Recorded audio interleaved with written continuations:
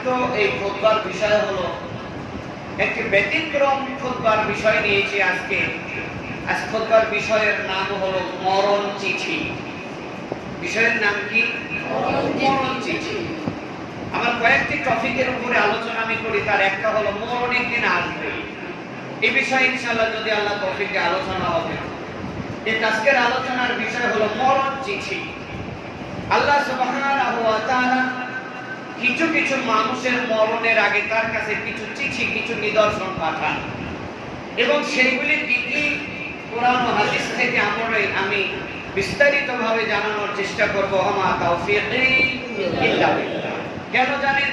কারণ অটোমেটিক আমাদের অনেকের মাঝে সেই মরণ চিঠির কিছু কিছু অংশ আমাদের মাঝে চলে এসেছে অলরেডি, কিন্তু আমরা এই সম্পর্কে জ্ঞান না থাকার কারণে, এই সম্পর্কে আমাদের ধারণা না থাকার কারণে আমরা এই মরণ চিঠিকে হাসি ঠাট্টায় তামাশায় লিপ্ত করে দিয়েছি। যেরকম কথা ঠিক রয়েছে আমার ভাই জানেরা, আল্লাহ সূরা জারিয়াতের 20 নম্বর আয়াতে বলেছেন, অফিল আরদি আয়াতুল লিল মুকিনিন, আমি জ্ঞানীদের জন্য অসংখ্য নিদর্শন, শিক্ষামূলক বিষয় পৃথিবীতে রেখেছি। যেরকম সুবহানাল্লাহ। এই সমস্ত পৃথিবীতে যত আল্লাহ নিদর্শন দিয়েছেন, সকল নিদর্শনের ভিতরে সবচাইতে আশ্চর্য ধরনের ব্যতিক্রম একটা নিদর্শন, তার নাম হলো মরণ। তার নাম কি? মরণ। এর চেয়ে বড় নিদর্শন একজন জ্ঞানী মানুষের জন্য হতে পারে না। তার বাস্তবতা, গতকালকে আমার বাসার পাশেই মা মারা গিয়েছে বেলা 2টার সময়। কয়টায়?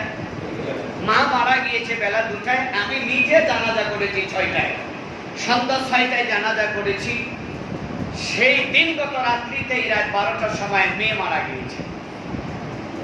যেই মাকে আজ 2 বছর ধরে এই মেয়েটা খেদমত করছে, মা বিছানাগত পড়ে আছে 2 বছর ধরে। এই মেয়েটা মায়ের সমস্ত সকল ধরনের পরিচর্যা করেছেন। মা জনন দুঃখনী 2টার সময় দুনিয়া থেকে বিদায় নিয়েছেন। 6টায় জানাজা করে 6:30টায় তাকে কবরে শায়িত করা হয়েছে। সামান্য কিছু সময়, কয়েক ঘন্টা পর রাত 12টার দিকে এই মায়ের মেয়েটাও আল্লাহর ডাকে সাড়া দিয়ে দুনিয়া থেকে বিদায় নিয়ে চলে গেছেন। বলে ইন্না লিল্লাহি ওয়া ইন্না ইলাইহি রাজিউন। এই কারণেই আমার আজকের আলোচনার বিষয় দিয়ে নিয়েছি মরণ চিঠি। ও আমার ভাই জানেরা, কেউ জানে না কোন সময় কার দুয়ারে এই মরণ নামক দূত এসে হাজির হবে। এটা আমাদের কারোর জানার কোনো অধিকার নাই। যেরকম কথা ঠিক দেখেছি, শুধুমাত্র কে জানেন?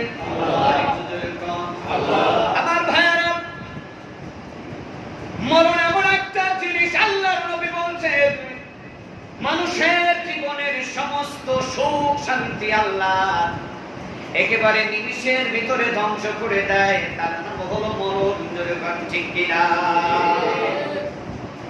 আপনি অনেক দিন বাঁচবেন, অনেক কিছু করবেন, আপনার অন্তরের ভিতরে বীজ বপন করেছেন, ঠিক নেবেছেন, কিন্তু আপনি জানেন না আপনার অন্তরের আশা আকাঙ্ক্ষা, আপনার জীবনের চাওয়া পাওয়া আপনি পরিপূর্ণভাবে পূর্তি করতে পারবেন, সাকসেসফুল হতে পারবেন কিনা জানেন না। আর এই জন্যই আল্লাহ সূরা মুলকের 2 নম্বর আয়াতে সকল মানুষকে ডাক দিয়ে বলছেন, আল্লাযী খালাকাল মাউতা ওয়াল হায়াতা লিয়াবলুয়াকুম আইয়ুকুম আহসানু আমালা। সুবহানাল্লাহ। আমার ভাইরা, আল্লাহ রাব্বুল আলামিন বলেন, ও আমার বান্দা শুনে নাও, ও দুনিয়াবাসী শোনো, ঈমানদারেরা শোনো, আমার আদম সন্তানেরা শুনে নাও, আমি সারা পৃথিবীর সকল মানুষকে, সারা পৃথিবীর সকল নারী পুরুষকে 2টা জিনিস দিয়ে পরীক্ষা করে থাকি। 1 নাম্বার হলো আল্লাযী খালাকাল মাউতা। 1 নাম্বার পরীক্ষার বস্তু হলো আমি মরণ দিয়ে মানুষকে পরীক্ষা করি। ও আমার বাবাজিরা, ও আমার পরিচার টুকরা মা বোনেরা, আল্লাহ মানুষকে মরণ দিয়ে কিভাবে পরীক্ষা করেন। আপনি তো মনে মনে ভাবছেন মানুষ তো মরণশীল, মরবেই তো। আসলে মরলে কি জীবনের সবকিছু শেষ হয়ে যায়? আমার ভাইয়েরা, মরলেই কি আমার আপনার জীবনের সমাপ্তি ঘটবে? মরলেই কি আমার আপনার জীবনের সব শেষ হয়ে যাবে? না না না। আল্লাহ বলছেন, বান্দারে, ও আমার বান্দিরা, আমি তোমাদেরকে 2টা জিনিস দিয়ে পরীক্ষা করি। 1 নাম্বার হলো মরণ দিয়া। কেন আমি মরণ দিয়ে পরীক্ষা করি? ওয়াল হায়াতা, আল্লাহ বলছেন 2টা জিনিস দিয়ে আমি পরীক্ষা করি। 1 নাম্বার হলো মরণ, 2 নাম্বার হলো মৃত্যু। হায়াত দুই নম্বরে আল্লাহ হায়াতের কথা বললেন। আচ্ছা বলেন তো দেখি, আগে মানুষ জন্ম নেয় না আগে মানুষ মরে? সকলেই বলেন। আমরা জানি আগে মানুষ জন্মে, আল্লাহর দেওয়া সময় যার যতটুকু আছে সময় মতো সে দুনিয়া থেকে আবার বিদায় নেয়, ঠিক না?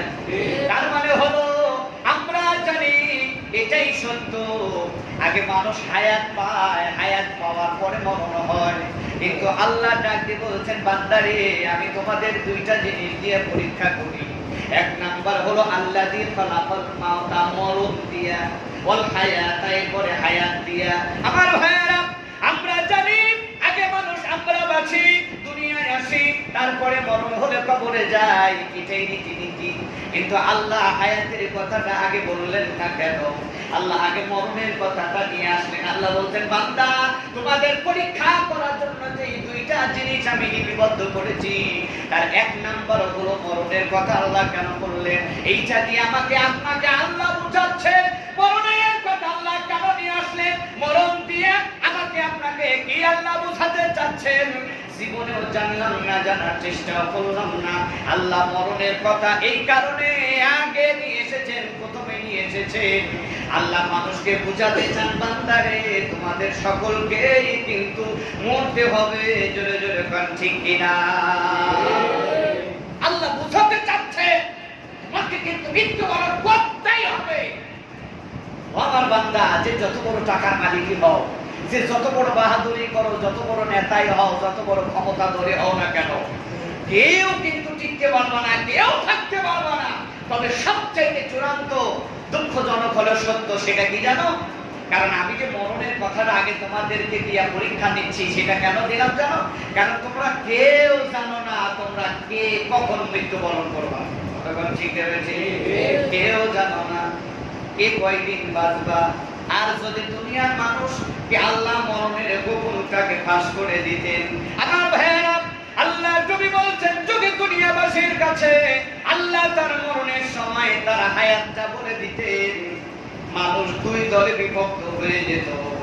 এক নাম্বার হলো যদি কেউ জানতো যে আমার আর কয়েকদিন মাত্র হায়াত আছে, 1 বছর বা 2 বছর বা 5 বছর, ওই মানুষটা ঘর সংসার, চাকরি বাকরি, সন্তান পরিজনের সমস্ত দায়িত্ব ফেলে রেখে একমাত্র আল্লাহর সন্তুষ্টির জন্যই করে থাকতো। জোরে কান ঠিক কিনা?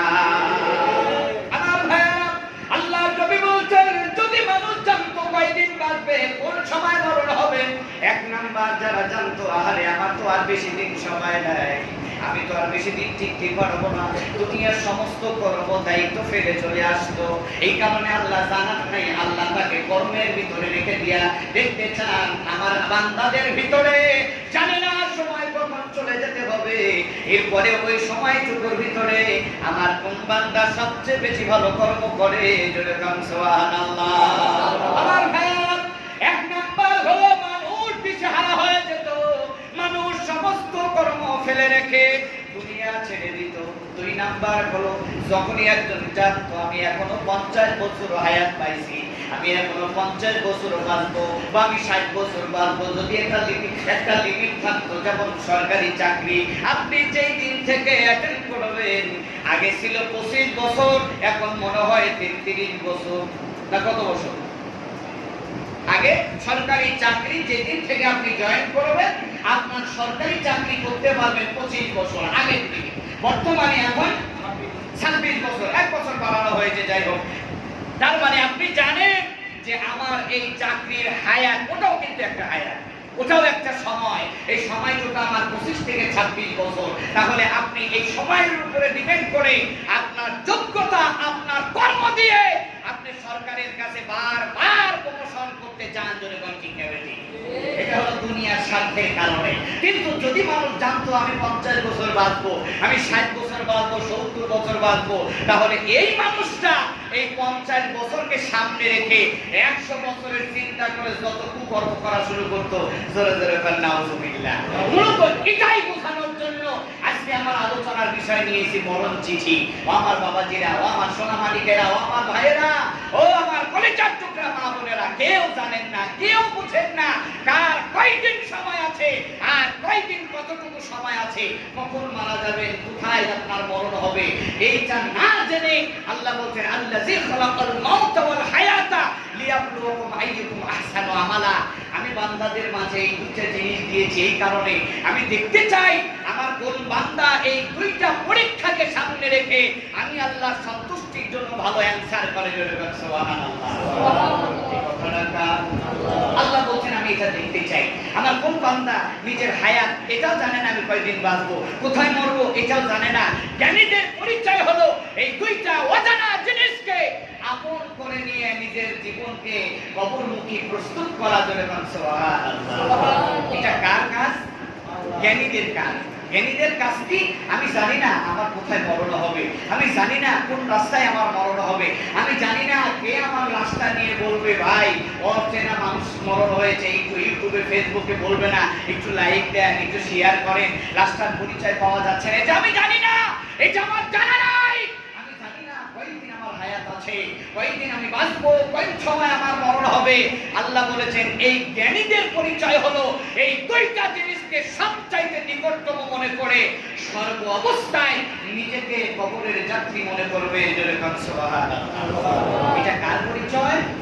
এটা হলো জ্ঞানীর পরিচয়, এটা বুদ্ধিমানের পরিচয়, এটা বিবেকবান মানুষের পরিচয়, এটা আদর্শ মানুষের পরিচয়, এটা ভালো নারী পুরুষের পরিচয়। আল্লাহ বলেছেন এটা। আমার ভাই জানেরা, যেই কথা বলছিলাম যে এই পৃথিবীতে অনেক মানুষেরই আল্লাহ মৃত্যুর আগে কিছু চিঠি দেয়, কিছু নিদর্শন দেয়, তবে এটা অনেকে বুঝে অনেকে বুঝে না, না জানার কারণে আমরা হেলতুচ্ছ করে দেই এবং আমাদের সামনে মালাকুল মউত আসলে ওই সময় আর কিছুই করার থাকে না। জোরে জোরে কথা ঠিক নেবে ঠিক।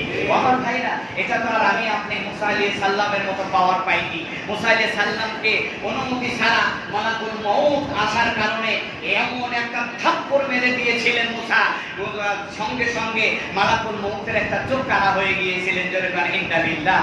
আমার ভাইরা, ব্যতিক্রম একটা নবী, তার নাম হলো মুসা, যে আজরাইলকে মালাকুল মউতকে থাপ্পড় মেরে চোখ কানা করে দিয়েছে। আপনার আমার তো সেই পাওয়ার নাই, আছে? আমরা দেখেই তো আমাদের পা কাপড় নষ্ট হয়ে যাবে। আল্লাহ নবী সাল্লাল্লাহু আলাইহি সাল্লাম বলেন মালাকুল মউতকে দেখেই একজন বেঈমানের কাপড় নষ্ট হয়ে যাবে, প্রস্রাব পায়খানা করে ফেলবে, চোখগুলি বড় বড় হয়ে যাবে, জিহ্বা নাড়তে থাকবে, পানি দাও বলে কাঁদতে থাকবে। এটা হলো মালাকুল মউতকে দেখে। কিন্তু ঈমানদার ব্যক্তি যখন মালাকুল মউতকে দেখবে, যেমন একজন 10 বছরের জেলখানা আসামি তার পক্ষের উকিল নিয়ে যখন তার জামিনের কাগজ সামনে নিয়ে উকিল মুক্তাররা হাজির হয়ে যাবে, আসামি যখন দেখবে আহারে 10 বছর জেল থাকার পরে আজকে আমার মুক্তি হচ্ছে, আমি আজকে আমার আত্মীয় স্বজনের কাছে পড়ে যাব, তখন যদিও কষ্ট তারপরে মিষ্টি মিষ্টি হাসতে থাকবে, আনন্দের আত্মহারা হৃদয়ের ভিতরে বসন্তের ফুল জাগবে। আল্লাহর নবী সাল্লাল্লাহু আলাইহি সাল্লাম বলছেন একজন ঈমানদারের কাছে যখন মালাকুল মউত আসে, ঈমানদারের কাছে এসে মালাকুল মউত প্রথমে আসসালামু আলাইকুম সালাম দিয়ে বলে, শান্তির বাণী পৌঁছিয়ে দেয়। ঈমানদার ব্যক্তি যখন মালাকুল মউতকে দেখে মিষ্টি মিষ্টি হাসি আর বলে আহারে আমার এই দুনিয়া নামক জেলখানা থেকে আজকে আমাকে আমার আল্লাহ আমার শান্তির জায়গা তার নাম হলো জান্নাত সেখানে পৌঁছিয়ে দিবে, এই চিন্তা করে মিষ্টি মিষ্টি হাসতে থাকে। জোরে কান সুবহানাল্লাহ। এটা হলো ঈমানদারের মরণ। আমার ভাইজানেরা, আল্লাহ কোনদিন তৌফিক দিলে বিস্তারিত হবে, তবে যেহেতু আলোচনার বিষয় নিয়েছি আজকে মরণ চিঠি, কিভাবে একজন মানুষের কাছে মরণের আগে চিঠি আসে, কিভাবে একজন মানুষকে সতর্ক সাবধান হতে হবে। হয়তোবা আমার বেশি দিন সময় নেই, না জানি কখন আমার দুয়ারে চলে আসে, না জানি কখন আমাকে কাফনে জড়িয়ে সাদা কাপড়ে জড়িয়ে আমাকে কবরে শোয়ায়। এইটা বুঝার আগে আমার আপনার কিছু জ্ঞান অর্জন করতে হবে। আমার ভাইয়েরা, আল্লাহ তুমি বলছেন একজন মানুষের দুয়ারে যখন মালাকুল মউত হাজির হয়ে যাবে, তখন যদি সে বলে ফায়াকুলা রব্বি, ইয়া আমার রব লাউলা আখরতানি, আল্লাহ গো জীবনে কোনোদিন ভালো কাজ করি নাই, জীবনে কোনোদিন পাপের নেকির কাজ করি নাই, মানুষ সন্তুষ্ট হয় এমন কোনো কাজ করি নাই, ইলা আজালিন করিম, আল্লাহ আপনি আমাকে একটু সময় দেন। আল্লাহ মালাকুল মউত আমার বাড়িতে হাজির, আল্লাহ মালাকুল মউত আমার দরবারে হাজির হয়েছে। রব্বুল আলামিন, আমি আমি বুঝতে পেরেছি আমার জীবনের হিসাব দিতে হবে, আমার জীবনের হিসাব আপনার কাছে পরিপূর্ণ দিতে হবে। আমার পিছনের কর্মগুলি তো ভালো নয়, আল্লাহ আমাকে একটু সময় দেন। ফায়াকুল রাব্বি লাউলা ফরাতানি, আল্লাহ আমি একটু দুনিয়াতে ভালো কাজ করি। আল্লাহ বলছেন ইলা আজালিন করিব, মালাকুল মউত যদি তোমার দুয়ারে হাজির হয়ে যায়, একটা মুহূর্ত আর অবকাশ দেওয়া হবে না। জোরে বলেন ইন্নালিল্লাহ।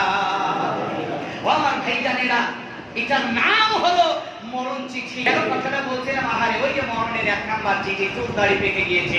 এই চুল দাড়ি পেকে যাওয়া এই মাথাটাও জানে না আমার মরণের চিঠি এসে গিয়েছে। দুনিয়ার অকর্ম যত কুকর্ম আছে, সমস্ত কুকর্মের ভিতরে নিজের জীবনটাকে ফেলে রেখেছে। কথা কন না কেন ভাই? একেবারে গায়ের চামড়া পড়ে গিয়েছে, দাঁতগুলি পড়ে গিয়েছে। এই মাথা জানে না যে তার মরণের সময় হয়ে গিয়েছে। এ বুঝে না, বোঝার চেষ্টাও করে না, নিজেকে পাপ থেকে বাঁচানোর চেষ্টা করে না। তবে আলহামদুলিল্লাহ, আমার ধন করার মুসল্লিরা অনেক ভালো এই ধরনের কাজ করে না। তবে আমি আপনাদের জন্য আরো দোয়া করি, ও আমার সোনার ভাইয়েরা, ও আমার কলিজার টুকরা মা বোনেরা, ও আমার মুরব্বী বাবাজিরা, চুল পেকেছে মানে, দাড়ি পেকেছে মানে আপনার কিন্তু মরণের সময় হয়ে গিয়েছে। একজন মানুষের জীবনে পরকালমুখী নিজেকে করানোর সবচাইতে বড় মাধ্যম হলো যখনই তার চুল দাড়ি পেকে যাবে। এই কথা বল না কেন ভাই? আপনি জানেন না, আপনাকে আমি বোঝাতে অক্ষম। আপনি তো একটা ছাগল, আপনি তো একটা গাধা। আপনি জানেন না গাছে যখন ফল ধরে, ওই ফলটা একেবারে শিমুল থেকে আস্তে আস্তে বড় হতে হতে এত বড় যখন হয়ে যায়, ওই ফলটা যখন গাছে পাকে আর কি 2-4 দিন গাছের ঝোলে ঝুলতে থাকে না? কথা বোঝাতে পারছি না।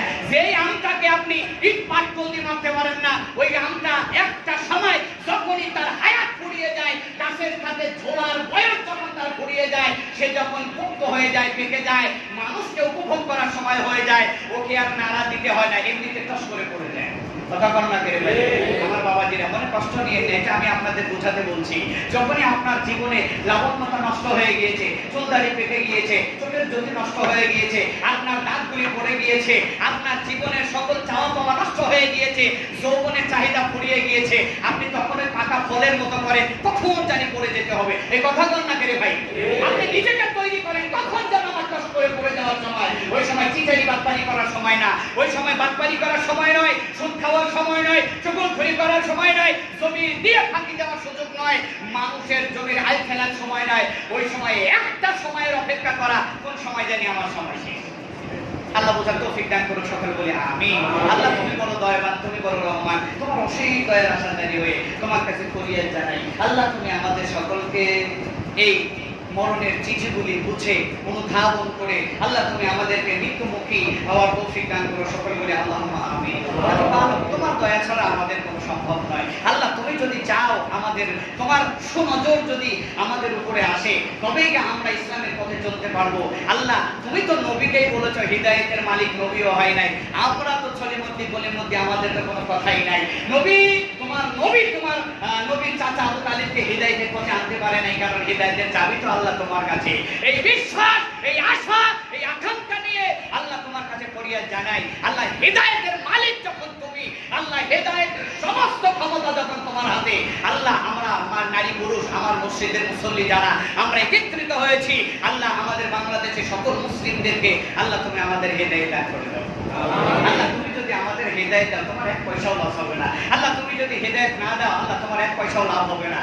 আল্লাহ এটা আমরা জানি, আল্লাহ এটা আপনি বুঝেন। আল্লাহ তোমার এই বিশ্বাসের উপর অটল রেখে, আল্লাহ তোমার এই রহমতের উপরে বিশ্বাস রেখে তোমার কাছে সর্বশেষ ফরিয়াদ জানাই। প্রতিপালক জীবনের শেষ মুহূর্তে হওয়ার আগেই, মালাকুল মউত আজরাইল আমাদের দুয়ারে উপস্থিত হওয়ার আগেই আল্লাহ তুমি আমাদের সকলের হৃদয় থেকে হিদায়াতের নূরে নূরান্বিত করে দিও। আল্লাহুম্মা আমিন।